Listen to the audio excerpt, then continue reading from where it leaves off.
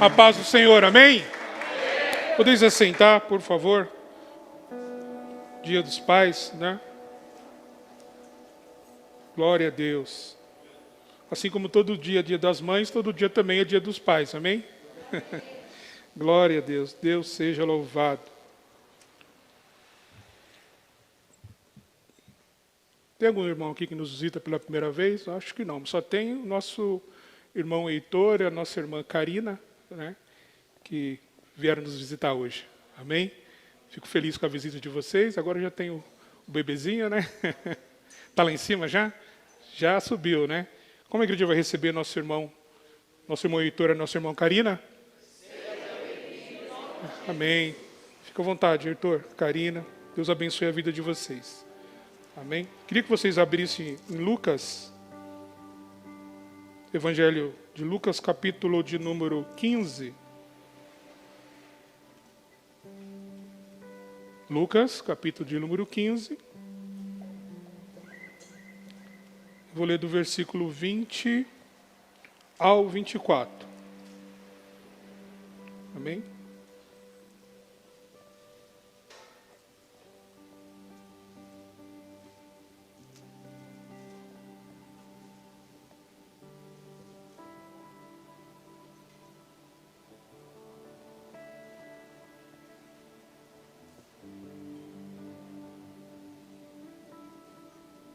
Amém, igreja? Deus seja louvado. Aqui o nosso pastor Adriano estava falando sobre ofertas e dízimos, né? E nisso ele falou da importância, né? Da internet, das redes sociais, como é importante a gente compartilhar o culto. Vocês lembram que quando não podia ter culto presencial, nós fizemos muitos cultos. Até eu fiz na minha casa, né? Fizeram em casa, depois pôde vir à igreja, começamos a fazer na igreja, muitos cultos online, assim, muitas lives, aquela coisa toda, porque era necessário que a igreja permanecesse de pé, né? Que o povo de Deus e os membros, né? E tudo permanecesse de pé. Então isso não foi uma prática só nossa, foi uma prática geral. Mas eu lembro que eu sempre compartilhava o link do culto.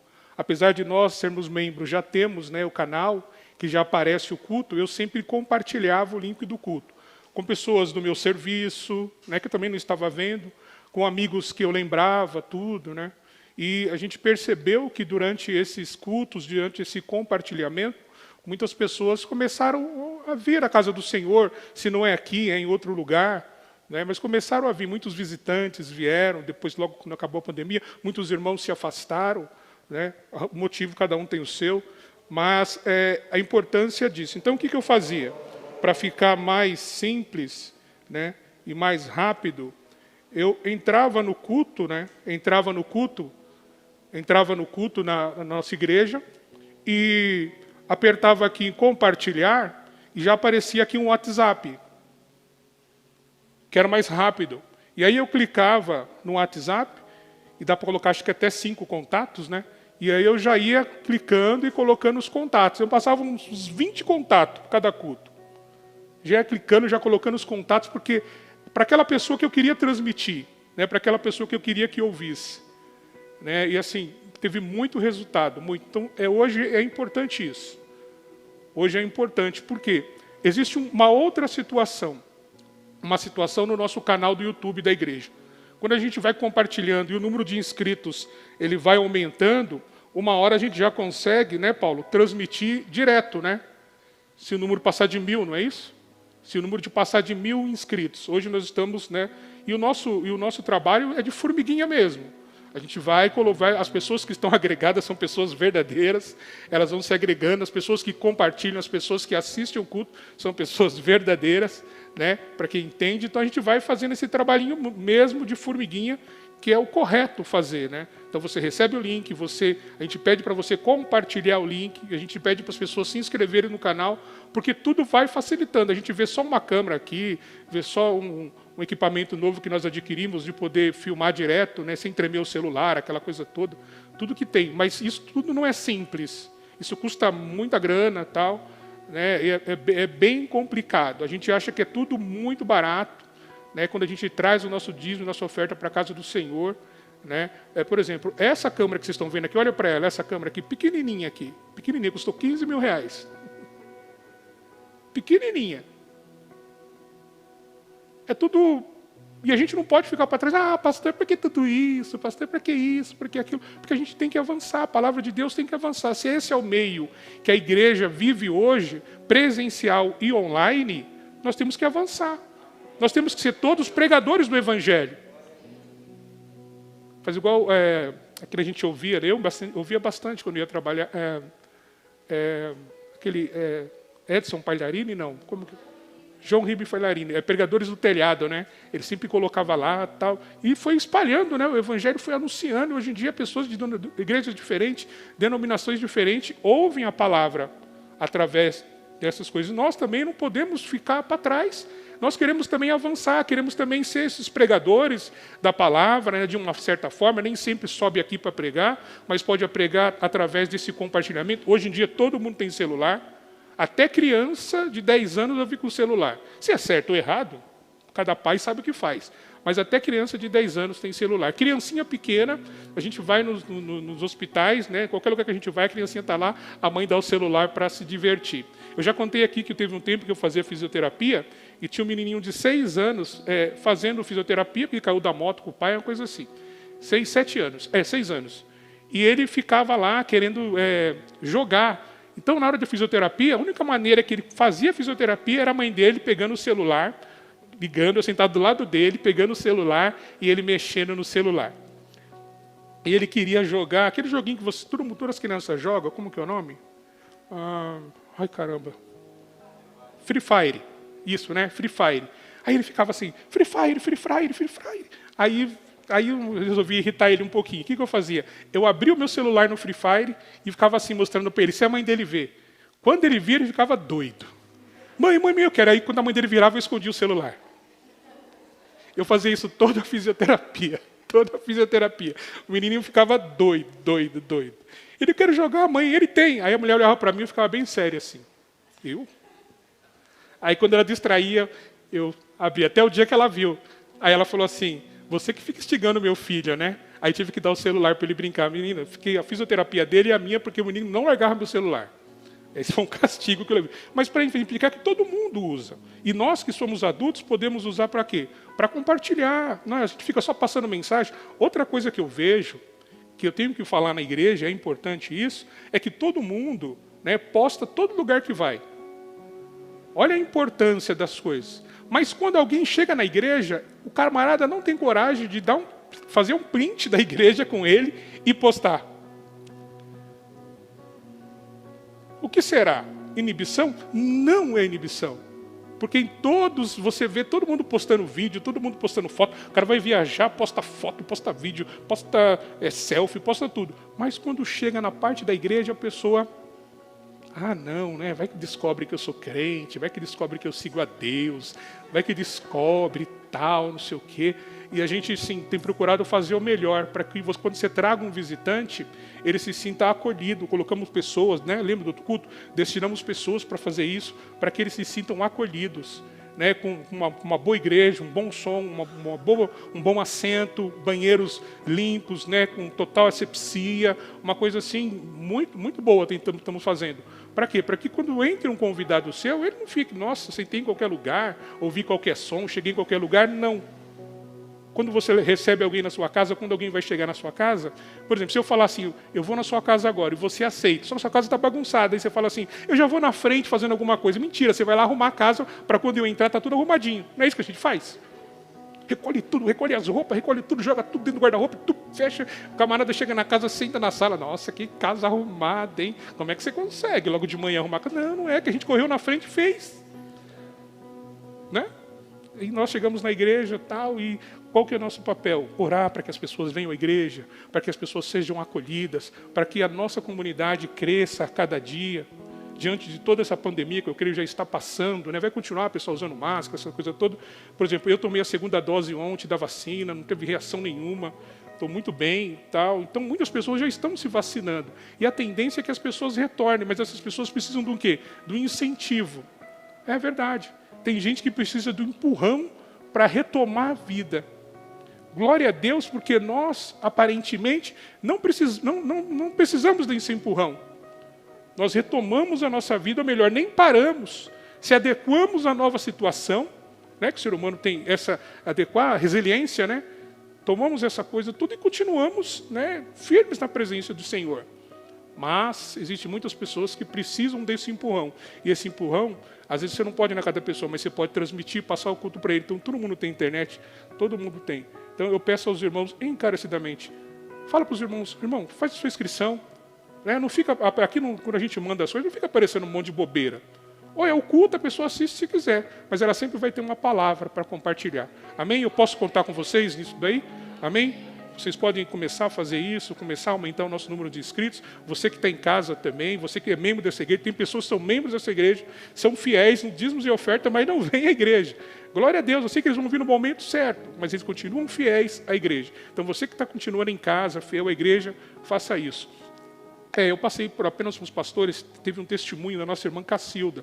Cacilda é a tia do nosso irmão Diego, né, que mora lá nos Estados Unidos, e ela assiste o culto, como outras pessoas também assistem, né, como a Rejane, a irmã do Wagner, e outra que mora na Holanda, né, e outras pessoas também assistem o culto. E ela deu um testemunho para mim, né, não posso passar para os irmãos, que foi um testemunho para mim, maravilhoso, de quando ela começou a ofertar na igreja e a dizimar. Ela frequentava a nossa igreja antes de ir para os Estados Unidos, lá no outro endereço. E aí o que aconteceu? No testemunho dela, ela disse que ela sempre questionava por que tanta ênfase no dízimo e nas ofertas? Por que tanta ênfase nisso?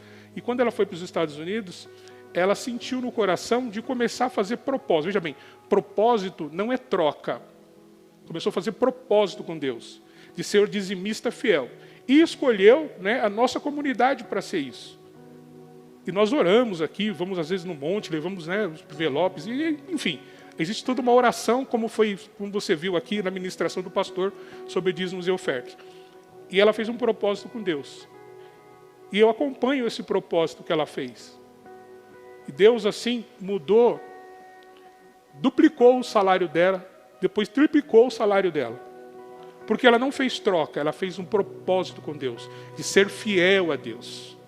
Na troca é difícil, acontece, mas é difícil, porque Deus vê a intenção do coração. Mas a intenção do coração dela qual que era? Abençoar a obra e também ser abençoada e, principalmente, ser fiel a Deus.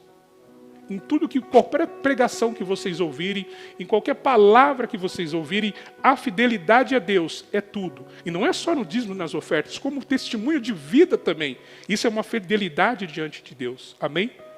Vamos ser fiel com Jesus, vamos ser fiel com a comunidade que você frequenta, com tudo que nós temos aqui. Nós temos a sala das crianças, né, Fabi, que já está toda sendo preparada novamente. Hoje não começou ainda, né? Já começou, está tudo lá em cima, tudo preparadinho. Teve um investimento igreja, mas um investimento pessoal também das tiazinhas que colaboram, que trazem lanche, umas traz pão, outras traz lanche. É uma coisa maravilhosa. E a gente não precisa comprar nada disso, não é isso? Cadê a Bianca? A Bianca está lá com as crianças? Então, a Bianca é a nova líder do departamento infantil. Durante muito tempo foi a pastora Fabi, agora ela só dá só assessora. Porque a pastora Fabi e o pastor Cid são líder dos casais. Então, tudo está sendo dividido, tudo está sendo maravilhoso. Mas não podemos ficar só na aparência, só naquele negócio da mente. Tem que exercitar isso. Amém, igreja?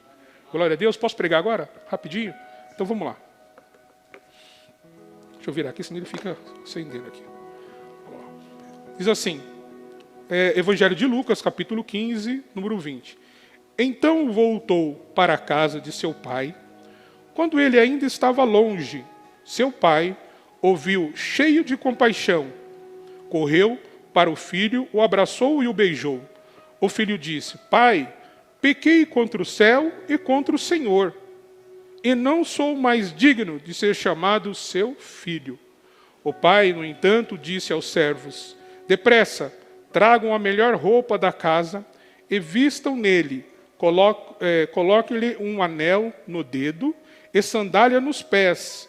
Matem um novilho gordo, faremos um banquete e celebraremos, pois este meu filho estava morto e voltou à vida, estava perdido e foi achado. E começaram a festejar. Curva a tua cabeça um minuto. Senhor Deus e Pai, me dá entendimento, capacidade, Senhor, intelectual para poder transmitir essa palavra, Senhor, que o Teu Espírito Santo esteja sobre a minha vida, Senhor. Hoje não vou expor a palavra, mas gostaria que Tu revelasse, Senhor, ao meu coração o que os Teus filhos precisam ouvir, o que os Teus servos estão necessitados de ouvir, mas segundo o Teu querer e segundo a Tua vontade, Senhor, porque diz a Tua palavra que ela é boa, perfeita e agradável às nossas vidas, ainda que a palavra nos confronte e não vá de encontro à nossa necessidade momentânea, Senhor. Eu sei que o Teu alimento, Senhor, produz frutos e frutos maravilhosos, Senhor. E é por isso que nós estamos aqui, para não só dar frutos, mas receber esse fruto de Ti também nesta manhã. Amém. Todo mundo, pelos capítulos que eu li, né, pelos versículos que eu li, todo mundo conhece a parábola do filho pródigo. Mas eu não quero falar do menino, vou falar do menino, mas eu quero exaltar o nome do pai, porque hoje eu preparei uma mensagem rápida, mas para os pais. Falar do que aquele filho fez com o pai. Todo mundo sabe que a intenção do coração dele não foi boa. Isso é uma parábola, isso não aconteceu. Jesus está contando para ensinar, principalmente para os fariseus, para aqueles que não criam, que quando Jesus estava ensinando junto com os pecadores, os fariseus, né, e os sacerdotes daquele da lei, eles se aglomeravam e ficavam ali.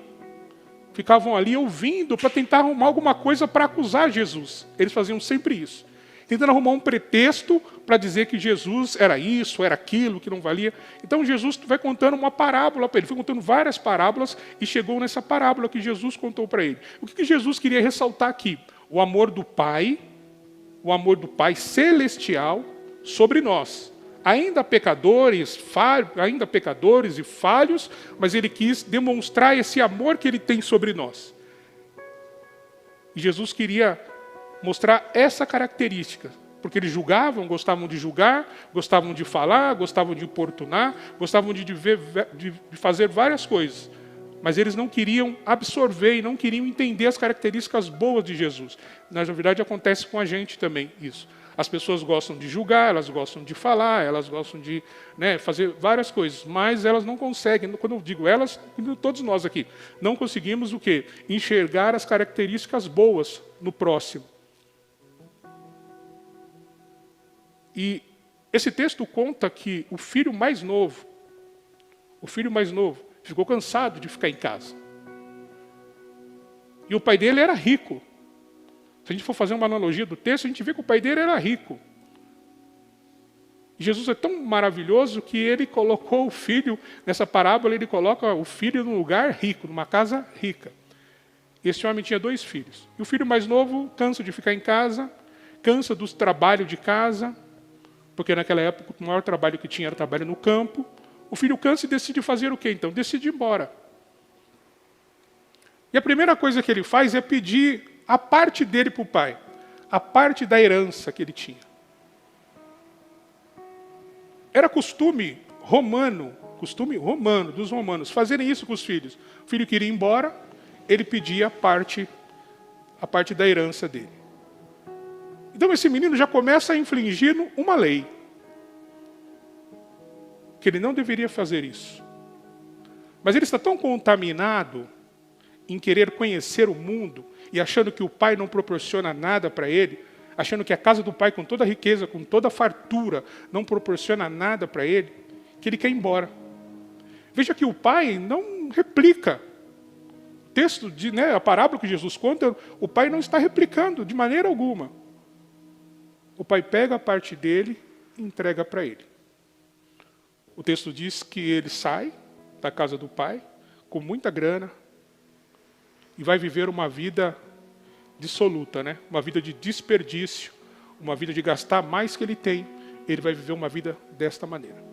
E chega uma hora que a grana começa a acabar. Quando o pastor Adriano estava falando de dízimos e ofertas, ele estava falando bem claro da situação de Jacó e Esaú. De que Esaú, sendo o primogênito, né, porque saiu primeiro, Jacó saiu agarrado ao pé do irmão, né, dispensou uma primogenitura, algo que para o hebreu é uma grande situação. reflete numa grande bênção para o filho. Dispensou porque, por causa do momento. Né? Ele preferiu o momento do que esperar. Foi isso mais ou menos que o pastor Adriano disse. Ele preferiu, no calor daquele momento, né? Ele tomou a decisão.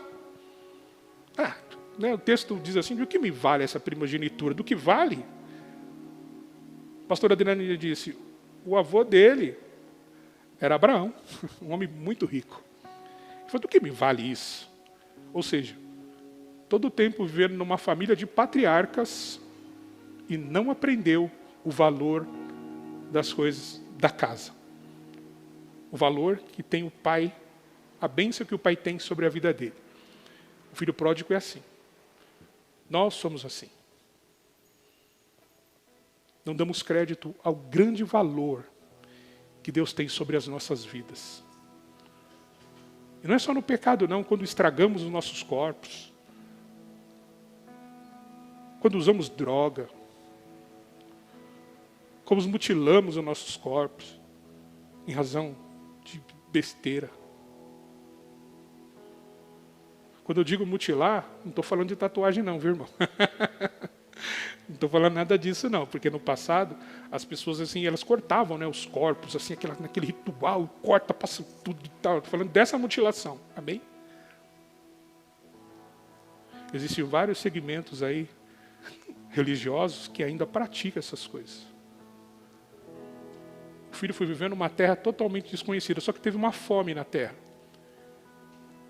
O dinheiro acabou, teve a fome, ele foi pedir emprego. E quando ele foi pedir emprego, o único emprego que ele achou foi o quê? Cuidar de porcos. Para o judeu, né, voltando lá atrás, o porco era um animal impuro. Impuro. A pior situação, mais humilhante para eles, era cuidar de porcos, por ser considerado um animal impuro. Deuteronômio, Números, você vai encontrar lá, que era considerado um animal impuro. E ele foi cuidar disso, de um animal impuro. E o texto também diz que ele desejava ou comia a comida dos porcos, as bolotas, né? Que era a comida dos porcos. Ou seja, trabalhando ali, até o sustento dele, a comida que tinha para ele, era a mesma comida que os porcos comiam. Veja que menino. Mais novo, sem cabeça, apressado. Não se compara a Esaú, né? Porque Esaú continuou ficando rico, mas o tipo de Esaú deixou a casa do pai para poder viver lá. Imagina o pai dele todo dia. Não replicou, não falou nada quando o menino foi embora, mas imagina o pai todo dia sentindo a falta do filho. Imagina todo dia o pai, às vezes olhava lá na porteira, né, da fazenda, na janela da casa, e não via o filho. Tinha um filho mais velho que estava trabalhando lá no campo. Mas, irmão, um não substitui o outro. Cada filho é de um jeito, cada filho é de uma maneira. Cada filho tem uma particularidade. Cada pai sente um amor diferente. Ele ama, né, mutuamente os dois, mas conforme cada filho vai lidando, a gente que já é pai, né, você que ainda não é pai nem mãe, vai ver, depois do segundo, né, hoje é o primeiro, você vai ver que o segundo é totalmente diferente do primeiro, não só em aspectos físicos, mas em aspectos psicológicos e tudo, de fala, de personalidade, é totalmente diferente. Um é bem calmo, o outro já é mais agitado. O pai ama os dois iguais, só que tem destinar características de amor diferentes para um e para outro. Para um, às vezes, você trata ele meio duro, ele de boa. Outro, você trata ele meio duro, ele fala, nossa, como você é grosso. E o outro, você tratou do mesmo jeito, e ele continua lá de boa. Falou, vida que segue, tão preocupado. Meu pai está nervoso, falou alto comigo, deve ter gritado comigo, só não pode xingar, né? Deve ter gritado comigo, mas amém. Estou aqui na casa do meu pai, a fazenda boa, comida boa, tem tudo aqui, eu vou lá preocupado com um erro que eu cometi, eu tenho que me recuperar do erro. Mas esse pai esperava, com certeza, no coração dele, o filho chegar. Quando bate o desespero no filho, o filho faz o quê? Ele tem um arrependimento. É isso que Jesus quer falar. Você pode ir embora, você pode sair, você pode ficar distante. Mas tem uma hora que você não vai conseguir viver sem a presença de Jesus na tua vida. Porque quem já pisou, lembra aquele louvor? Quem já pisou no Santo dos Santos, não é isso? Dá para tocar ele aí? Dá? Conhece ele assim? É? Dá para cantar ele aí, rapidinho? Só você conhece ou não? Precisa de mais alguém? Dá? Quem já pisou? Como que é o que fala? Quem já pisou no Santos dos Santos? Em outro lugar não sabe viver, não é isso? Quem morou numa casa de um pai abençoado, que em primeiro lugar é nosso Pai Jesus, nosso Deus, quem já experimentou, não consegue fazer nada diferente. Ore canta lá, bassorehanda lá, derianda lá, maço erranda lá, baixo eu me rasgo, aleluia, por inteiro e faço tudo. Vem novamente, eu mergulho na mirra ardente, mas peço que tua presença aumente. E se eu passar pelo fogo, não temerei, na tua fumaça de glória eu entrarei longe dos santos dos santos, não sei mais viver. aleluia, Senhor.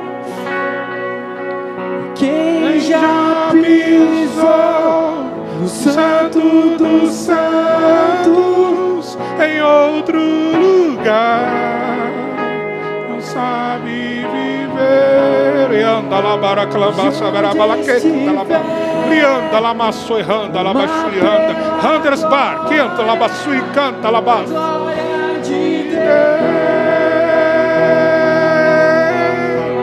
Aleluia!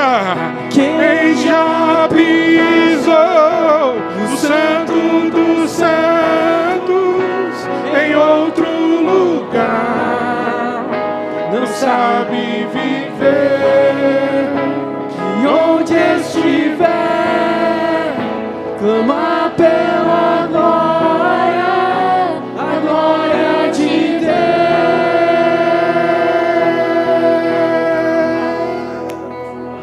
Aleluia, aleluia, amém, amém. Por isso que a gente não pode sair da presença de Deus, irmão, pode sentar. Por isso que a gente não pode sair da presença de Deus, porque depois para voltar é difícil. O arrependimento é muito complicado. E ele se arrepende, cria na tua cabeça uma situação. Eu vou voltar, vou pedir perdão para o meu pai, vou dizer que eu não sou digno de estar novamente, ser chamado de próprio de filho. Ele cria essa situação. Por quê?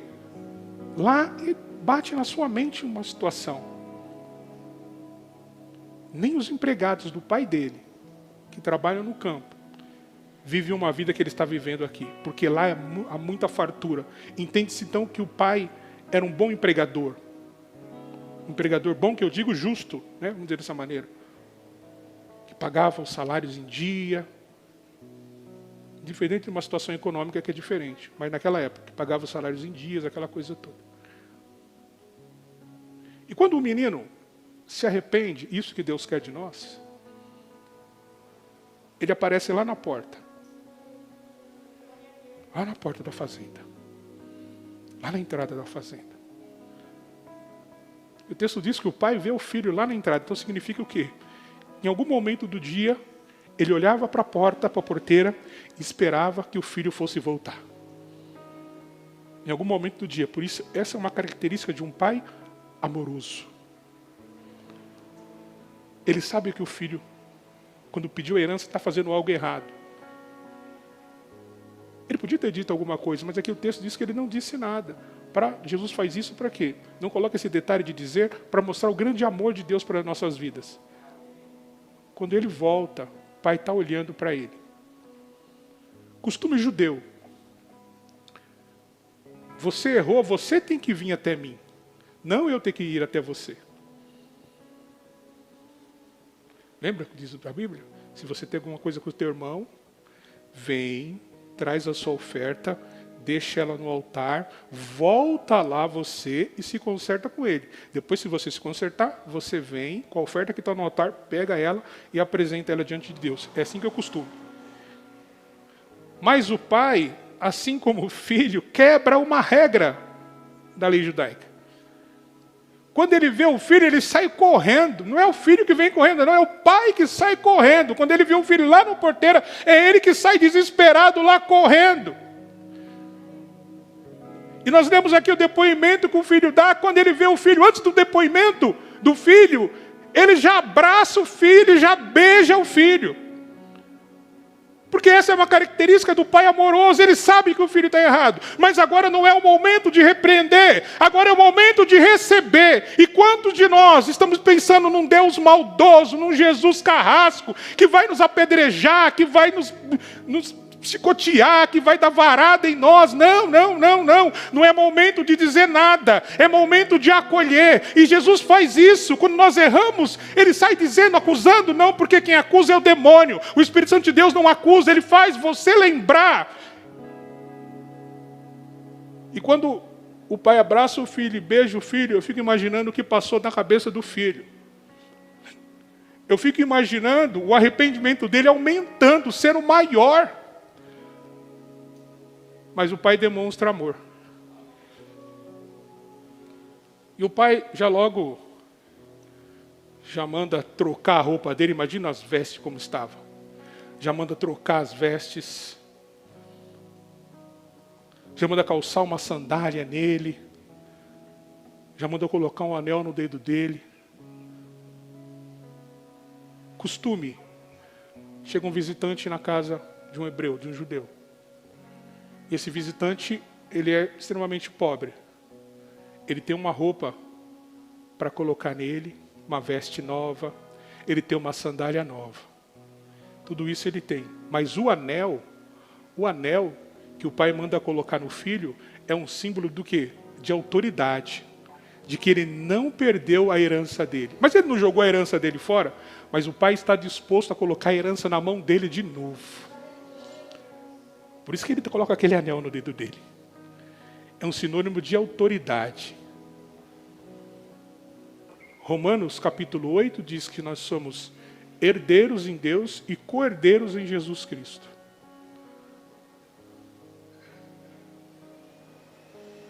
Muito bem. Mata o novilho novo e vamos festejar. Porque meu filho estava morto e reviveu. Tadinho do novilho, né? Mal sabe ele que ele vai ser a causa de toda uma contenda. Vai estar alegre, está feliz, é como Jesus está alegre e feliz conosco, porque nós resolvemos aceitar Ele, nós resolvemos se render aos pés dele, nós resolvemos nos batizar, cumprir mandamentos do Senhor, e Ele está feliz conosco por causa disso. Ele é um pai, Ele é o verdadeiro pai, o pai amoroso. E é isso que eu tenho que ser, é isso que você pai tem que ser, é isso que você futuro papai tem que ser.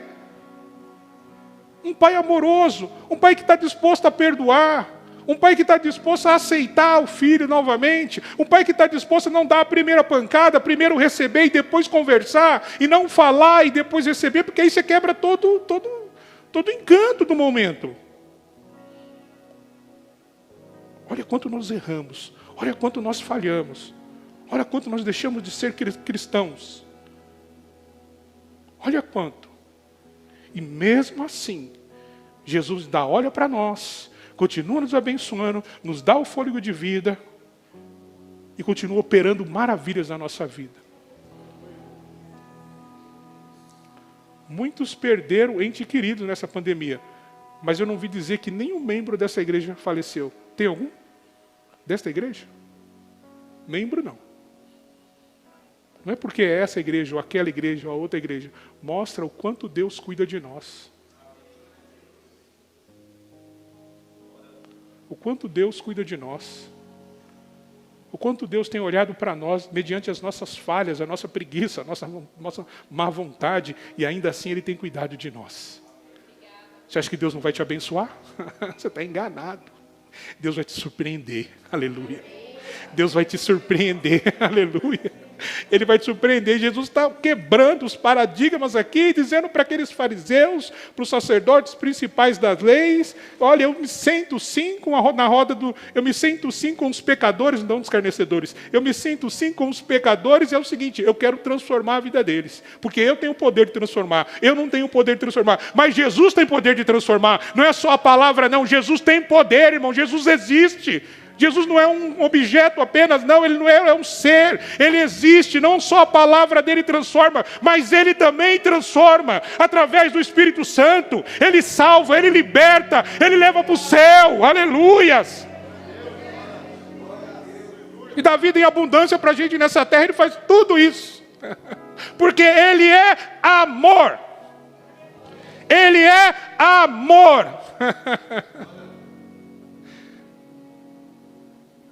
Eu me sinto até lisonjeado, ao mesmo tempo envergonhado na presença de Deus, como diz o apóstolo Paulo.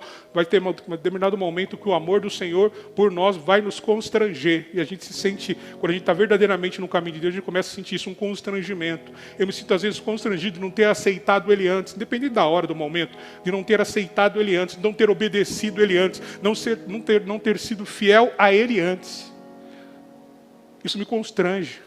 Por tudo que Ele já fez na minha vida, por todas as enfermidades que Ele curou na minha vida, na vida dos meus filhos, na minha família, por tudo que Ele continua fazendo e por tudo ainda que Ele vai fazer. O mínimo que eu posso fazer é chegar na casa dEle, levantar as minhas mãos e dizer: glória a Deus, é o mínimo.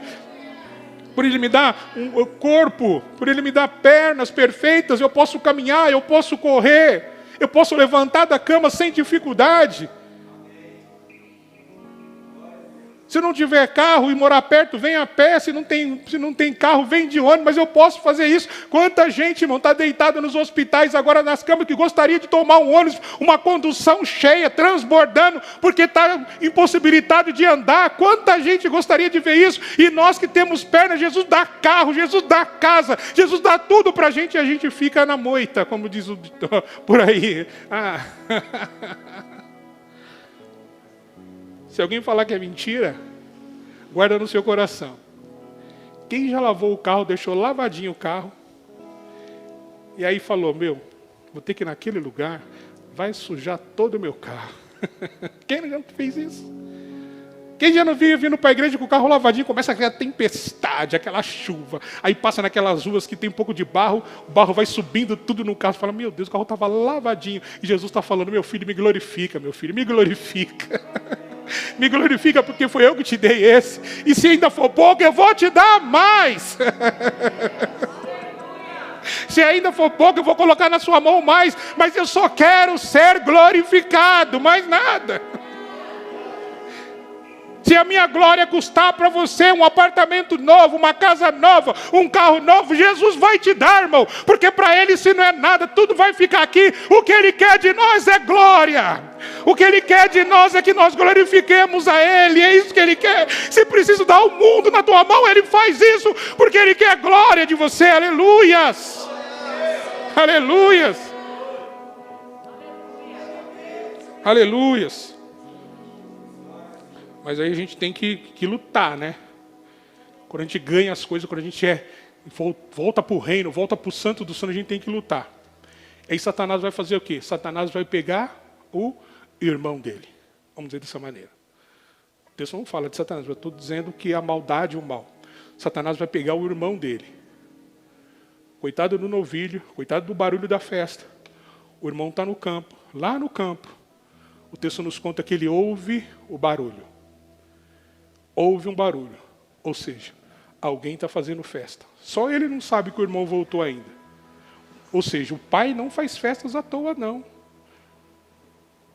E ele vem e pergunta para o empregado: o que está acontecendo? O empregado isqueirinho fala assim: você não sabe? Empregado isqueirinho, já viu o empregado isqueirinho? E aí como está o chefe? O chefe está de boa, ele fala: o chefe está bravo, meu.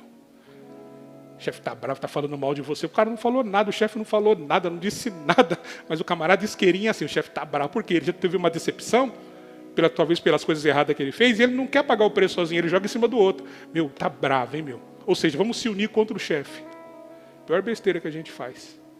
Se rebelar contra as autoridades que foram impostas sobre nós. Quer seja na nossa casa, quer seja na nossa vida, quer seja no nosso trabalho. A gente não gostou de alguma situação, se existe um canal de comunicação, a gente vai lá e se comunica. Se não existe esse canal, se é uma ditadura, você está lá dentro porque você quer. Ou você sai, mas nunca você pode amaldiçoar. Porque em algum tempo aquele lugar te serviu de suprimento para a tua vida. Aquele lugar proporcionou alimento para a tua vida. De alguma maneira. Então a gente não pode nunca amaldiçoar. Né? A gente não pode amaldiçoar. Eu passei naquele trabalho lá, aquele trabalho era horrível.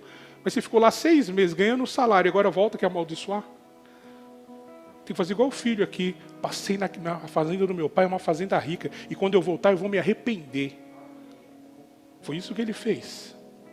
Aí o irmão fica indignado. Vamos ler aqui? 25. Enquanto isso, o filho mais velho trabalhava no campo.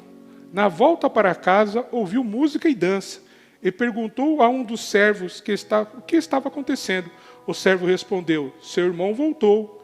E seu pai matou o novilho gordo, pois ele voltou são e salvo. Não tinha que falar nada do novilho, não tinha que falar se era gordo, se era magro, não tinha que dar detalhes de nada. Mas ele disse da comida que tinha na festa. Que o novilho era novo e o novilho era gordo. Isso está gerando um ódio. Irmão, entenda uma coisa. Satanás, ele pode entregar, vamos dizer, coisas físicas para nós. Ele pode fazer isso. Ele pode entregar. Sabia que Satanás também tem essa... Ele pode. Satanás pode dar carro para a pessoa, pode dar casa. Satanás pode fazer tudo isso. Sabe qual a diferença dele de Deus? Além da grande diferença sendo Deus e ele, o demônio, é que tudo que ele dá, depois ele cobra de volta. Entendeu? Tudo que ele dá, ele cobra de volta. O que Jesus dá, ele não cobra. Porque ele deu de graça, deu com amor. Satanás, tudo que ele dá tem um preço. Tudo que Jesus dá não tem preço. Satanás precifica tudo que ele dá na tua vida. Jesus não. Jesus fala, eu te dou, de graça recebi, de graça entrego para você. Não quero nada. Mas Satanás não, ele precifica tudo. Ele fala, eu te dei aquilo outro, e agora mais tarde ele vem cobrar. Porque ele é sujo.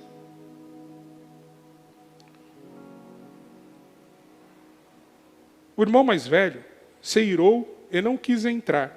O pai saiu e insistiu com o filho. Mas ele respondeu, todos esses anos tenho trabalhado como um escravo para o Senhor e nunca me recusei a obedecer às suas ordens. E o Senhor nunca me deu nem mesmo um cabrito para festejar com meus amigos. A ira não é de Deus. A ira é de Satanás.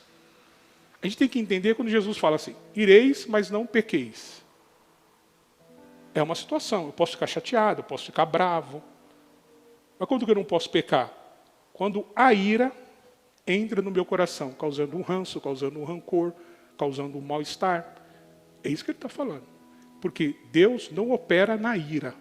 Porque se Deus operasse na ira, o sentimento de justiça estaria totalmente fora de contexto. Deus não opera na ira. E se ele está irado?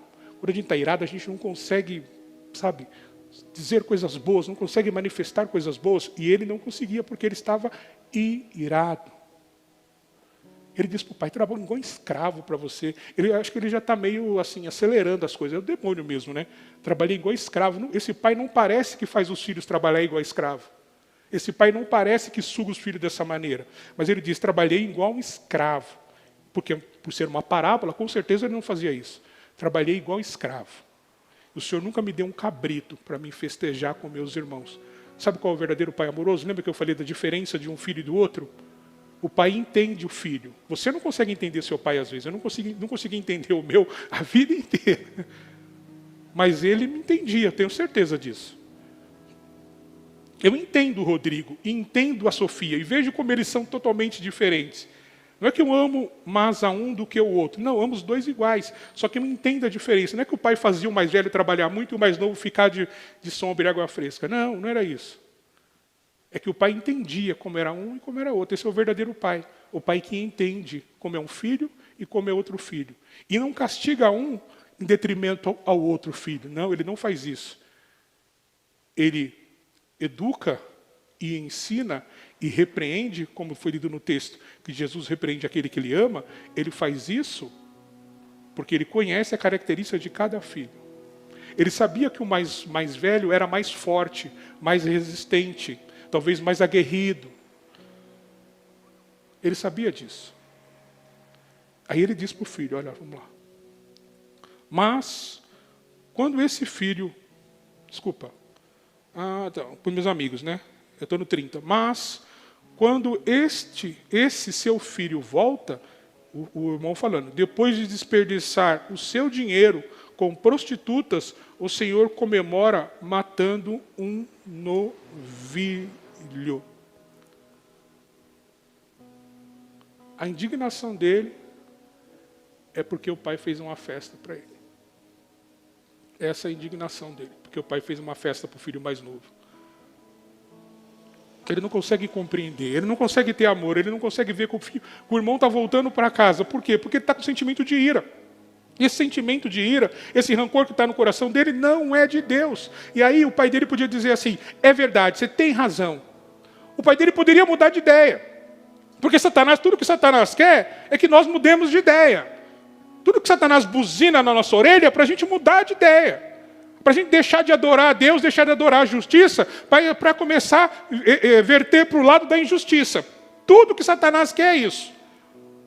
E nessa injustiça ele vai te dar bens, só que ele vai colocar um preço nesses bens. Ele vai precificar esses bens. E quando chegar a hora ele vai cobrar, centavo por centavo. E o caminho a gente que tem que escolher. Diga no seu coração, eu não quero ficar irado. Diga no seu coração, eu não quero, não precisa repetir para mim não, diga no seu coração, eu não quero ficar irado com as situações que estão vindo, com aquelas que já vieram, eu não quero ficar irado. Eu quero viver na presença de Deus, eu quero viver o amor de Deus, eu quero saber como Deus trabalha, eu quero saber como Deus faz, eu não quero saber mais, eu não vou ficar irado. Eu garanto para vocês que tem bênção para vocês quando a gente tira essas coisas do nosso coração. Eu garanto para vocês que a semana vai ser diferente. Deus vai derramar, Deus vai de encontro às necessidades, nossas necessidades. Deus vai de encontro às nossas dificuldades. Deus vai de encontro aos nossos propósitos. E Ele vai fazer algo grande em nossas vidas. Eu tenho certeza disso. É um exercício. Não vira da noite para o dia, não. Sabe aquela, não é aquela como virar uma chave, não. É aquela chave, sabe, que aquela que dá 4 voltas, né? Tetra, né? Que dá 4 voltas assim na porta. É aquela chave que dá 1, dá 2, dá 3, dá 4.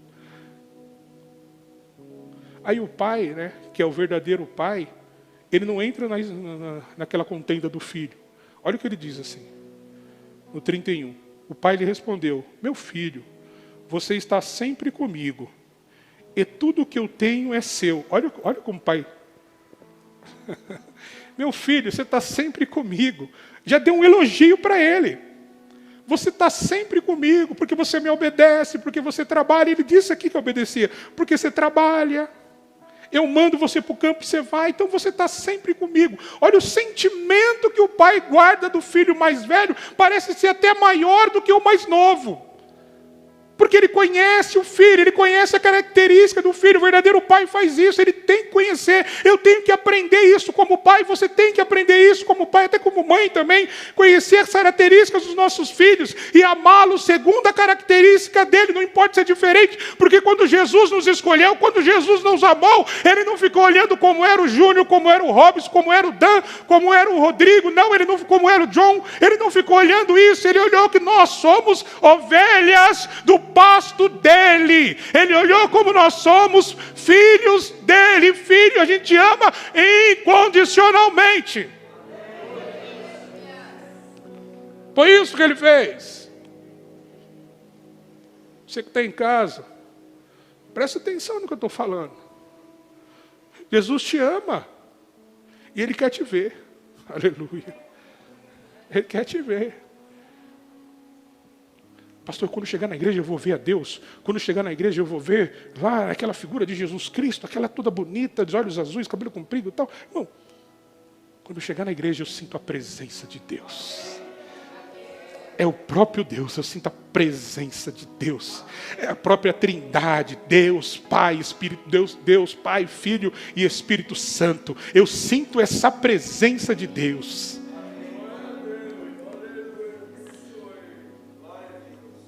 O pai lhe respondeu: meu filho, você está sempre comigo, e tudo que eu tenho é seu. Tudo que eu tenho é seu. Olha Deus falando conosco aí. Se você estiver sempre comigo, tudo que eu tenho é seu. Se você estiver sempre comigo, se você estiver sempre me adorando, sempre me buscando, sendo fiel a mim, tudo que eu tenho é seu. E Satanás não pode arrebatar isso das suas mãos, de maneira nenhuma. Portanto, quando vinham as afrontas, quando vinha aquele querendo tomar o que é seu, você fala: não, eu estou na presença de Deus, e o Senhor falou comigo, tudo que Ele tem é meu, porque eu sou herdeiro em Deus, e co-herdeiro em Jesus Cristo, em nome do Pai. Em nome de Jesus. Eu sou herdeiro e co-herdeiro. Não dá para tirar. Não dá para mudar isso. O Rodrigo é meu filho. Onde ele estiver, não dá. Se o Rodrigo se revoltar contra mim, ir lá para o outro lado do mundo e ficar lá, nem que ele não queira falar mais comigo, porque não é o feitio dele, lógico, né? Mas se ele fizesse isso, irmão, ainda assim eu vou continuar sendo o pai dele. E aí ele vai continuar sendo meu filho. Se ele for lá querer mexer, se tiver uma coisa que dá para mexer na certidão e mexer e trocar tudo, ainda assim, eu sou o pai dele biológico. Ainda assim, lá no céu está escrito assim: Manuel Rocha Viana Júnior, pai de Rodrigo Giovanni Ribeiro Viana. Está escrito lá. Porque quando Jesus entregou ele, não entregou na casa do lado, entregou nos meus braços. Quando Jesus te recebeu, não mandou você na casa do vizinho. Jesus abriu os braços assim, ó, como pai, e te recebeu. Com defeito ou não defeito, Jesus não julgou a sua vida primeiro. Primeiro ele tratou de colocar você de pé. Primeiro ele tratou de fazer uma limpeza em você. Primeiro ele tratou de começar a te abençoar. Para depois ele dizer: olha filho, você precisa mudar nisso, você precisa mudar naquilo. E o pai aqui, quando ele diz isso, ele quebra toda a situação maligna. Tudo aquilo que o diabo trabalhou no coração do filho mais velho, o pai aqui quebra. E diz assim ainda: mas tínhamos que comemorar esse dia feliz, pois seu irmão estava morto e voltou à vida, estava perdido e foi achado. Ele diz, ele é enfático, nós tínhamos que comemorar, não dava para passar. Eu não quero saber como seu irmão gastou, o pai e o filho está dizendo, ele gastou dinheiro com prostitutas. O pai diz, eu não quero saber disso. Jesus está falando conosco aqui, eu não quero saber os teus erros do passado. Eu não quero saber as tuas queixas do passado, não, e não estou interessado em te acusar. Eu estou interessado em te abençoar, como o pai aqui abençoou o filho. E ainda quando alguém replicou, ele disse, olha, eu abençoo mesmo, porque ele é meu filho. Porque ele estava morto e reviveu, porque ele foi embora, estava perdido e foi achado. Quando alguém, Satanás, vier replicar as bênçãos que Deus colocou sobre a tua vida, ele não vai conseguir, porque o exército de anjos do Senhor vai combater ele, irmão. Vai combater, vamos ficar de pé. Vai combater e vai dizer, olha meu filho, ele sempre esteve aqui e eu não abandono ele, tudo que eu tenho é dele. Jesus é rico. Rico em abundância de ouro, de prata. Espiritualmente falando, ele é rico. Riquíssimo. Ele está dizendo assim, eu estou quebrando toda a artimanha de Satanás contra a tua vida hoje aqui. Eu estou quebrando toda a palavra contrária que veio sobre a tua vida hoje aqui. Eu estou quebrando todo impedimento que foi instaurado naquele lugar contra a tua vida. Eu estou quebrando tudo aquilo. Se eu tiver que mover céus e terras a teu favor, eu vou mover. Se tiver que parar a lua, eu vou parar ao teu favor. Porque você estava morto, você estava perdido e um dia me aceitou. E a partir desse momento que tu vive comigo, tudo que eu tenho é teu. Amém? Crê nisso? Eu creio. E é isso que vai me impulsionando a cada dia. E é isso que vai me levantando a cada dia. Porque eu creio que tudo que Deus tem é meu também. Porque eu pego essa palavra para mim como herdeiro e co-herdeiro. Porque eu acreditei em Deus e fui lavado e remido pelo sangue de Jesus. E a partir desse momento, a minha vida começou a mudar. Irmão, a tua vida começa a mudar a partir do momento que você aceitou a Cristo. Se tem pedras no caminho, essas pedras não são para você tropeçar. Essas pedras são para você parar e ver e desviar delas. Se há obstáculos no caminho, é para você saltar os obstáculos.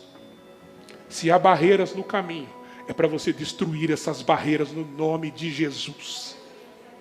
Senhor, eu não posso. Você pode, porque tudo que eu tenho é seu. E tudo que eu sou, você também é, porque você é feito à minha imagem e semelhança.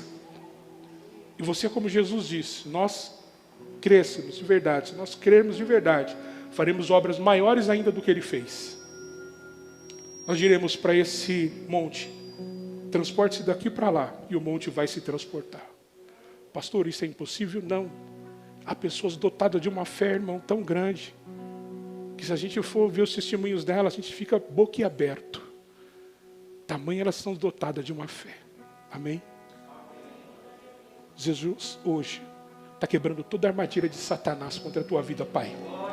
Futuro papai, Deus está te colocando em um lugar melhor.